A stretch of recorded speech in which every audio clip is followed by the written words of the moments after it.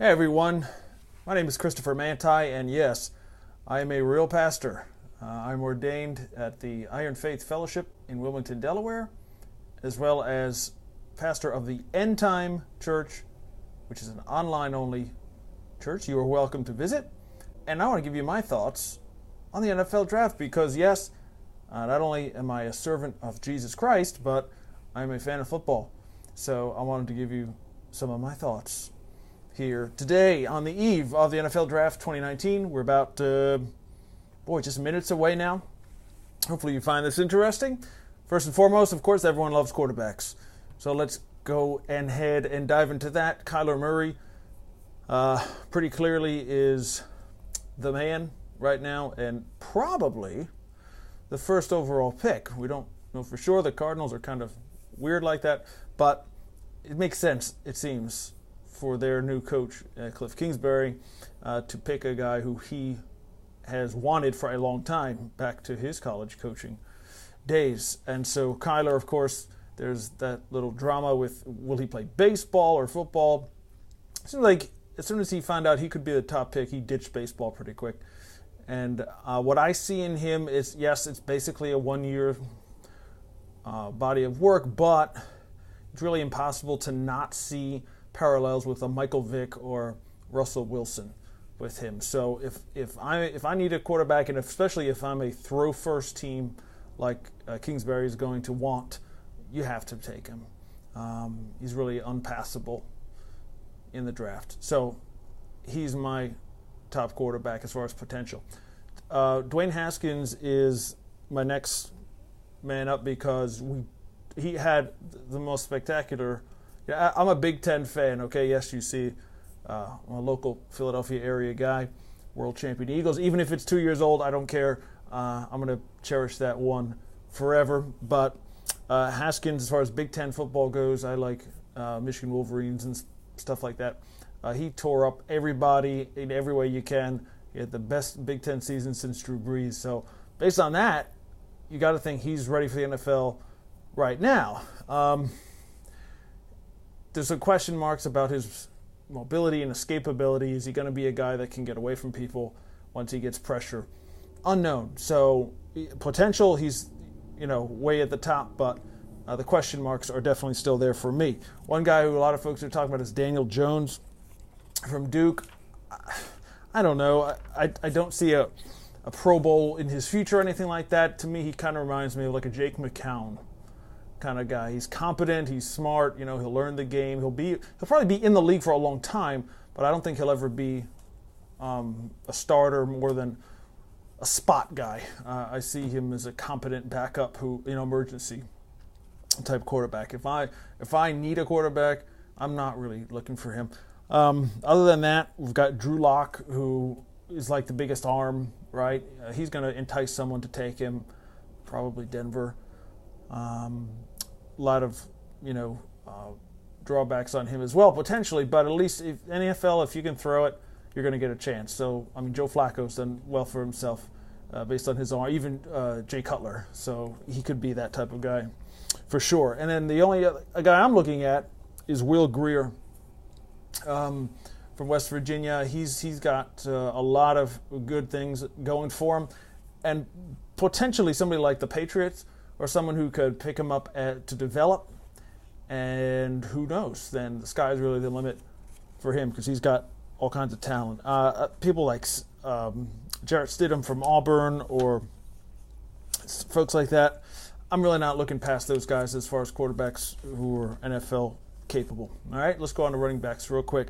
My man is Josh Jacobs from Alabama. He's got everything going for him. I can't find a drawback with him. He's strong, fast, powerful, all the rest. I hope my boys in Philly get to pick him up at, 25, something like that.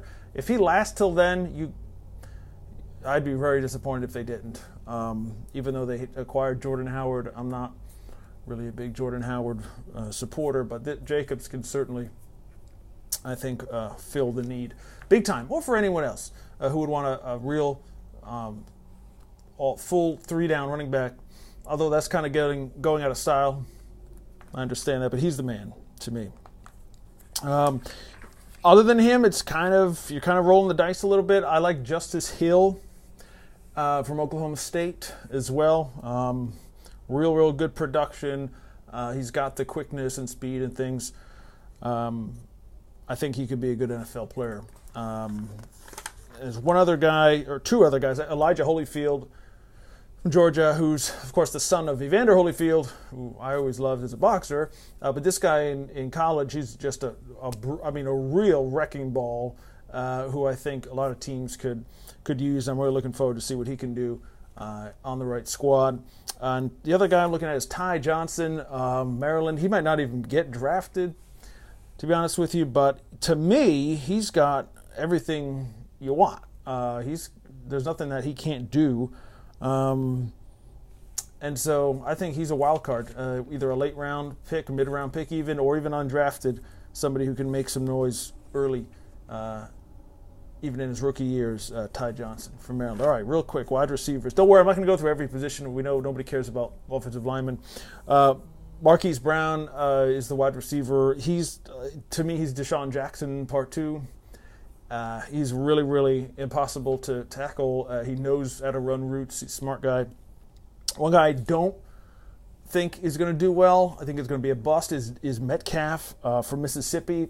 Everyone fell in love with the measurables, right? The height, weight, speed, that type of guy. Well, unfortunately, he can't really play football very well.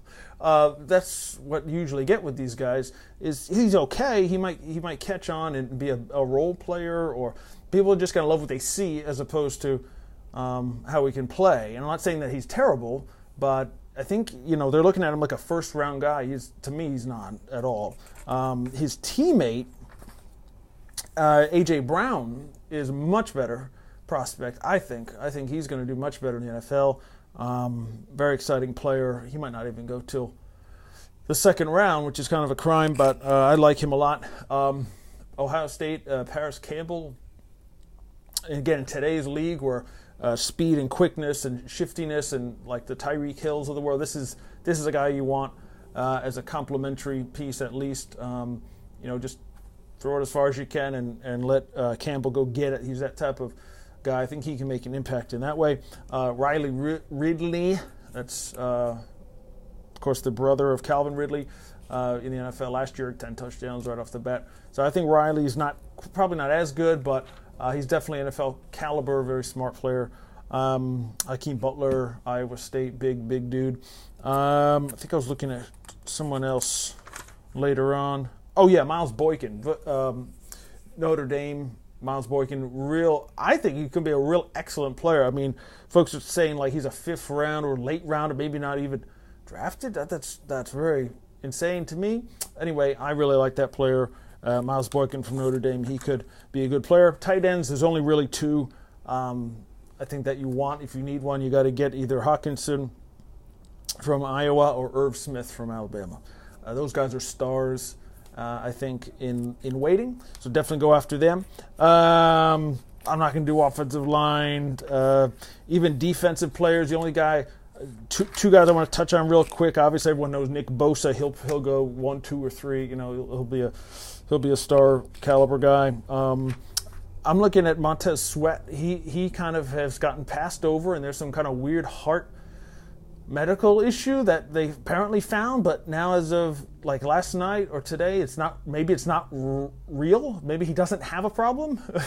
To me, he's the most disruptive lineman that you're going to get. So I think if he slips at all out of the like top 10, you gotta go get this guy, and you're going to get a great player. I think again, Montez Sweat from Mississippi State. Of course, my man Chase Winovich from Michigan, also in the same position. He'll be drafted much later, maybe 3rd or 4th round guy, but you got to get him. I'm just flipping through notes here. Devin Bush, of course, at linebacker again, Michigan favorite, so I know he can play. Not that all the Michigan guys are going to be stars or anything like that, but once you watch people, then you can see pretty much what they can do. I think I'm solid on him. Again, a couple local guys from Temple, Rock Ya-Sin at corner. He could be an outstanding player. He probably won't go as high as some of these other guys, maybe a second round or even lower, but to me, he's a starter right away.